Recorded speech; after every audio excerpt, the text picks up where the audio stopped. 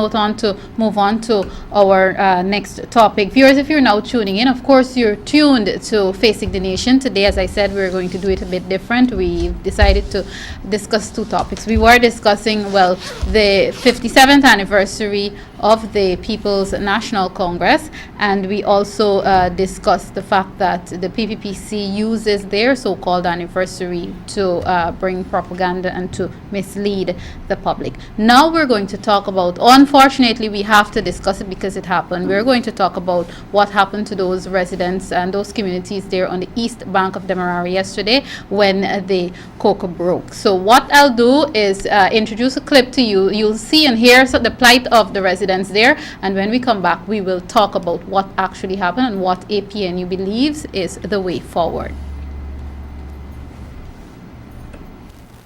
Everything start flowing in. Then, what the guy, mommy, with name? Mr. Whitaker came last night and he told us everything is under control. The planks and everything is coming. And then from 2 o'clock the tide raised and the water started pouring in. And everything damaged, everything damaged. Everything damaged. The water was so high. I got one tune I play all the time.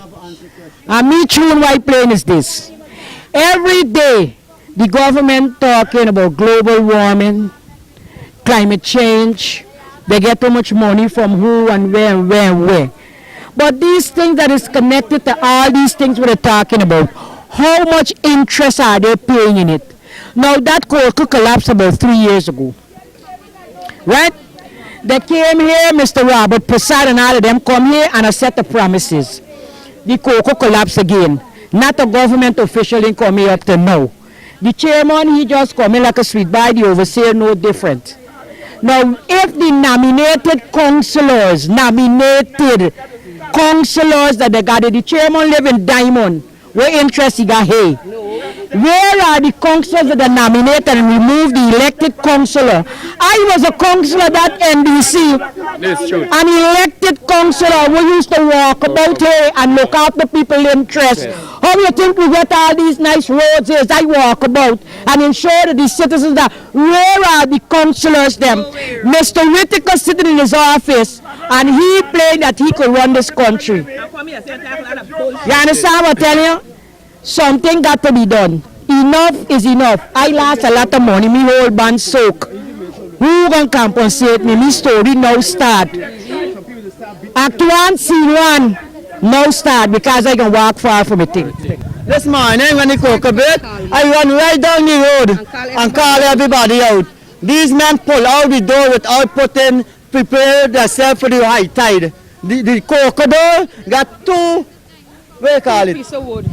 The Koker door got 2 things for when the Koker door break, you can put down pallet all 2 sides. These men pull out the door and don't put no pallet. So we got a higher flood in the area. And the contractor now and the people them are telling me that we must go and help them. We must go and help them. And they don't have no material. I have a child of disability, and we're always, since 5 years ago, they had the Koker like this, and now they did it again. People were complaining about this Koker, and they were paying no heed to this Koker. We need justice for this. We need compensation for all the damages. My refrigerator was like floating downstairs. We need a lot of compensation here for what all these children had to pass through. It was real terrible. Inconvenience. I couldn't go to work. I'm a caterer. All my cakes had to come out. I have people wearing cakes and cupcakes to do. I have a lot of things because I have to pay my mortgages. Yes. No, nobody come and help us. They'll just come and smile with you and go anywhere and promise you and they never turn up. That's why we need a change out there. Yes. We need it. Yes. Government election. All my chairs damaged up, look. All my everything. Look. Feel free, feel free to walk in my place. Take a look at me, yes. Last night, I was out there whole night with the other neighbors. We didn't even know where we're going to prepare food. And we have kids, we have to provide for them. Yes, we have kids, we have to provide for them. Yes. Sorry, really sorry. Yeah, pardon me? You all have to bail the water this morning. Yeah, it went out. It was coming in like falls. I think this is additional falls to the Guyana. It's 6 falls now. We have Providence Falls. My name is Suzanne Rowe.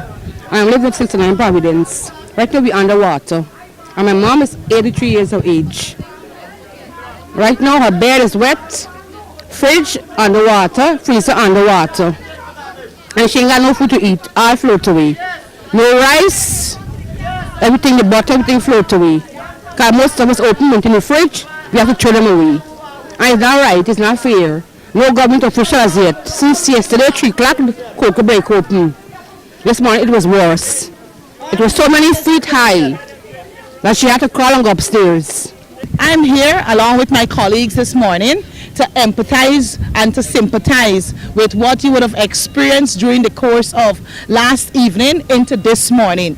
But what I want to say here to you, I know that a number of appliances and your equipment, right, have been destroyed due to the water that flooded your homes. But what I want to say to you is that as a community, among yourselves, what you should seek to do is to have a representative provide that individual with a list rather of all your appliances and the equipment that you would have that were damaged, and we'll take it from there to see whether you guys will be compensated, because you must be compensated for your losses and also for your inconveniences. So I trust that you get it as early as possible so that we can make the necessary advocation on your behalf.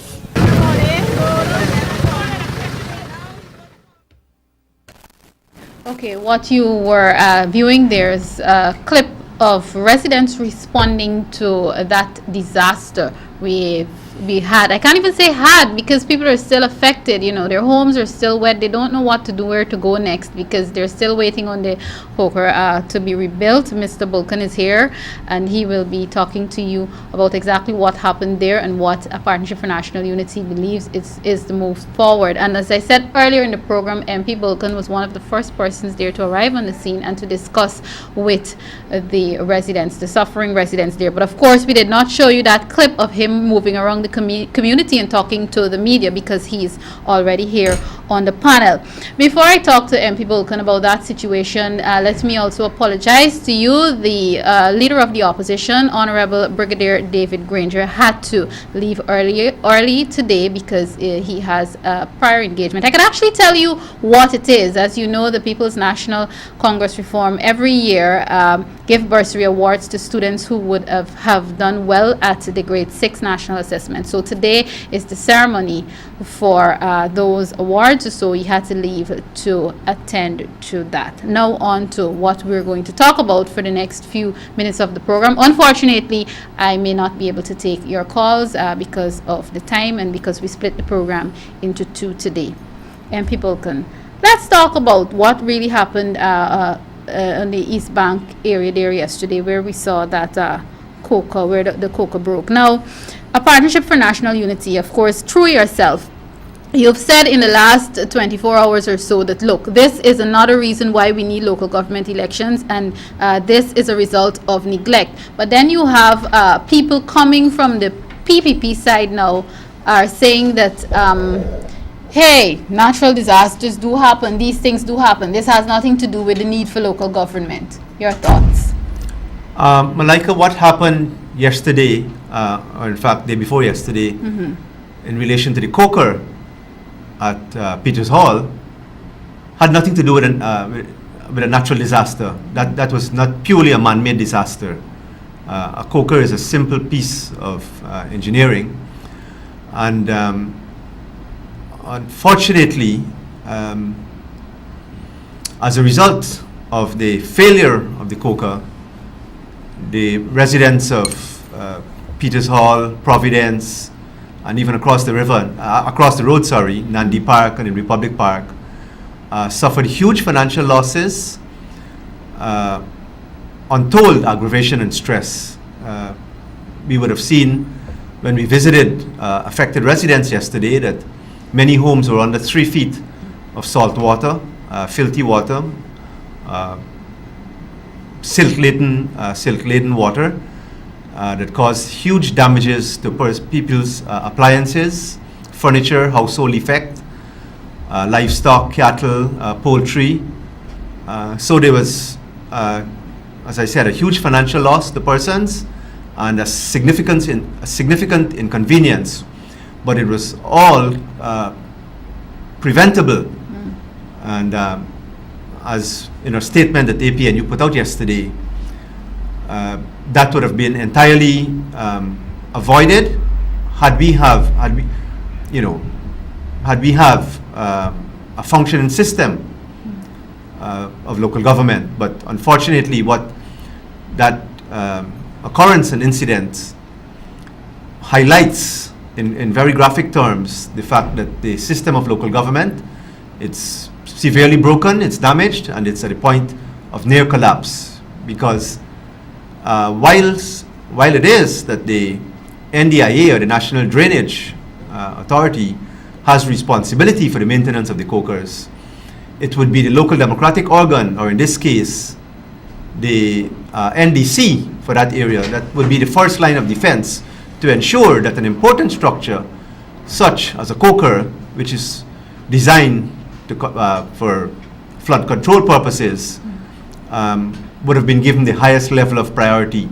But it is as a result of negligence and callous neglect on the part of the central government that resulted in that failure, in the damage to that coker, and to huge distress on visiting residents of those communities. MP Bulkan, were monies in the we're in 2014, the 2014 budget allocated for the maintenance of cokers across our nation?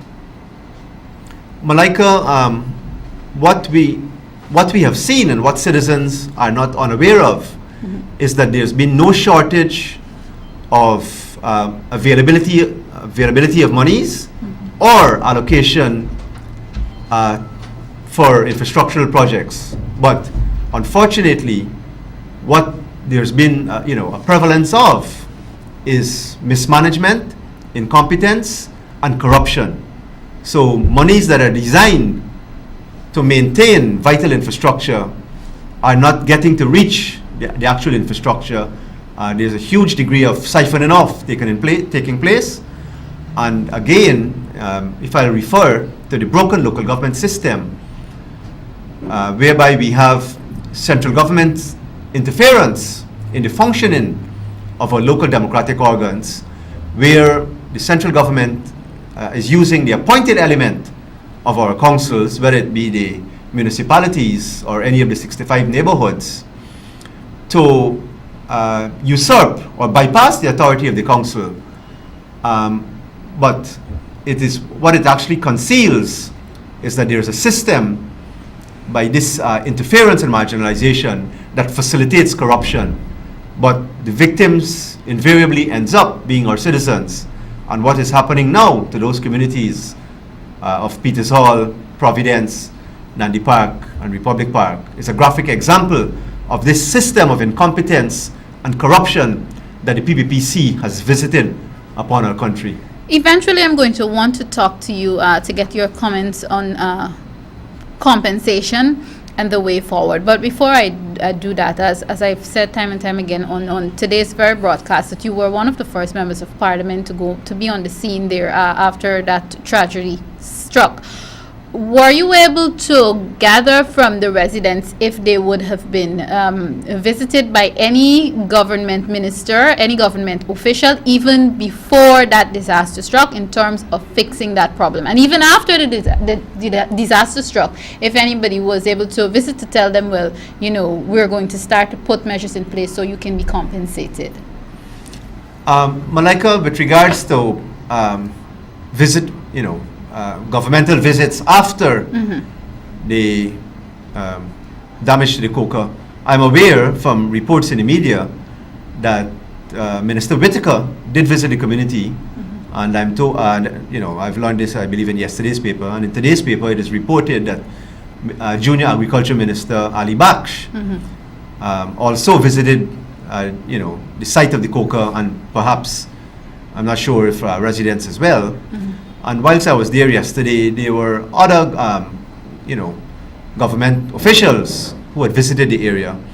But this was all doing, salvage efforts or remedial work. But what I was able to comprehend and understand, Malika, is that if to ensure that the Koker itself was properly maintained, if it would have cost, let's say, and I'll just use a figure of $500,000, from the efforts that I would have seen yesterday and what I had learned at the emergency crews who were there even from the night before, I would not be surprised if the final tally that it would have cost the government for the intervention and the remedial works that are being done would be in excess of perhaps $5 to $10 million. I wouldn't be surprised. This would have been before No, the breakage, this would have after the been breakage. after the breakage. So instead of $500,000 that would have ensured that that they would not have been a failure to the Koker door, I think the cost of doing the remedial works would be in excess. I would not be surprised of $5 to $10 million. But this, of course, does not take into account the huge financial loss that would run into several $1 million that residents, are now faced with. So, and it's all due to, preventable reasons. Before we talk about the residents specifically and their losses, on one of the news clips last evening, myself, of course, and the viewers would have seen and would have heard it. I don't know if this is a rumor that one of the residents was saying that the persons who should have been monitoring the Koker the night before, if you call them watchmen, they or he was drunk. Have you been able to clarify that? No, the reports that we received when we were there yesterday about the drunken personnel would have been the emergency workers that were sent at the night of the breakage. So they probably could have been from NDIA or, but residents reported that the workmen who turned up the night were in an inebriated state.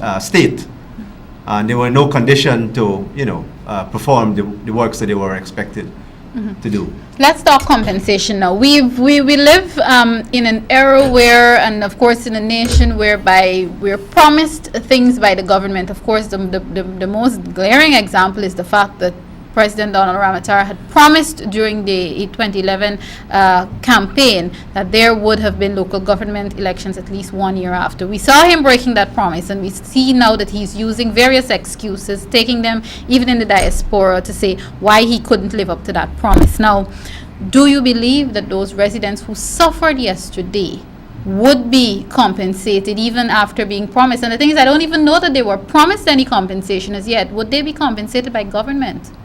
Malika, I am not aware that the government has signaled any intention to offer any compensation.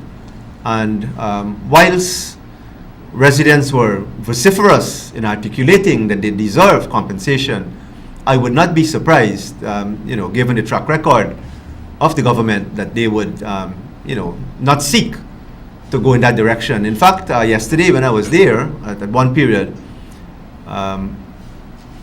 Member of Parliament Neen Kumar was there, and when it was suggested by residents the question of compensation, he avoidedly stayed clear of any such discussion.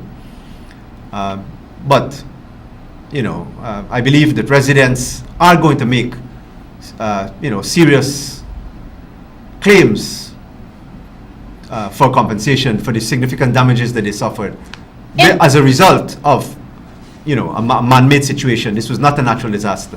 In cases like these, I don't know if it has anything to do with the constitution, the law, or if it's just based on the conscience of a government. But is there anything that provides for to say that in the event of such disasters, government has to?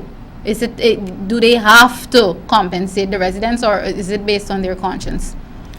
I would rather suspect it to be the latter, Malika, that it would require the government's, their conscience, and to recognize that it was a man-made problem, and that I'm convinced the root of what happened there, and there are similar accidents waiting to happen in probably less graphic terms in communities all across our country, and it is as a result of the failure and the near total collapse of the system of local government. Finally, Mr. Bulkan, what's your recommendation so that we don't see this kind of breakage happening again? And 2 years ago, 2012, we experienced the same thing with the residents in Kingston. What are you recommending, apart from local government elections? What can be done immediately in terms of maintenance and checking of these cokers to ensure that no other community has to deal with this kind of situation again? Malika, my opinion actually would lean towards suggesting that there is no immediate fix. What is needed is a long-term plan to assess and address the condition of vital and critical infrastructure, including sea defense structures all across our country. And I would have to come back to the need and necessity to have a functioning system of local government. Because, Malika, the Constitution is clear. The role for the management and administration of our communities belongs not to the central government, but to local government. Our Constitution is unambiguous. At Article 71, it says that local government is a vital aspect of democracy and shall be organized so as to involve as many people as possible in the task of managing and developing the communities in which they live. So the Constitution could not be clearer that the responsibility for managing and administering the communities belongs to it's a responsibility of the residents of that community. It is not a responsibility of the president or of a minister or of the central government. And that can only happen if we have duly elected or democratically elected councils, which can only come about by local government elections, in addition to having the framework of the reforms to the local government system, which the Donald Ramotar administration is strenuously avoiding, and in fact they are delinquent in having these vital constitutional provisions honored. Okay. Finally, sir, before I have to begin to wrap up, as it seems we're going to end on the note of local government elections, I must ask you this. In the last 24 hours or so, we've heard a particular statement coming from the head of the Presidential Secretariat, Dr. Roger Luncheon, saying that there is no evidence to show or to prove that the president is not going to live up to his local government elections commitment. As Shadow Minister of Local Government, what are your thoughts on that statement? Malika, if the leader of the opposition were here, he would have probably described it as another luncheon-esque statement. But it's nothing for us to. There's no humor in the statement, Malika. But it's just another example of statements emanating from senior policymakers of the administration, pretending that there is a desire to have local government elections, when in fact they are preventing the holding of local government elections. So it's it's regrettable for me to say, but it's an inane statement. It has no foundation. It has no merit. The PPP have firmly implanted themselves as a brick wall between people's constitutional right to enjoy local democracy and to have representatives and councillors elected by communities to manage the affairs of their communities. The PPP right now are the sole obstacle between people's constitutional right to enjoy local democracy.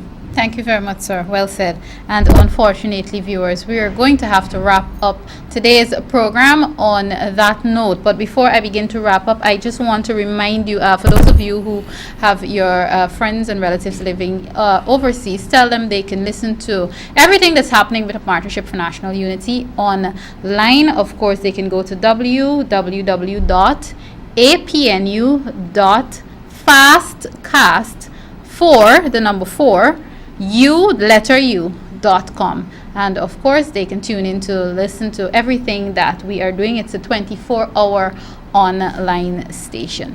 Of course, this has been Facing the Nation. Today we discussed two matters: PPPC's anniversary propaganda, and of course we dealt with that matter, the fact that the residents of those various communities on the east bank of the Mara are still suffering as a result of a broken Koker, and we trust that it will be fixed as soon as possible. In the meantime, our prayers are with those residents, and I personally would like to take this opportunity to call on the government and the other authorities within government to ensure that some sort of compensation is given to those persons. As MP Bulkan confirmed that in this case, it's only a government's conscience that can guide them. I don't think there's anything else that can hold the government's feet to compensating those people. So we trust that we'll see a different part of the PPPC's conscience that we have not been seeing in the past 22 years.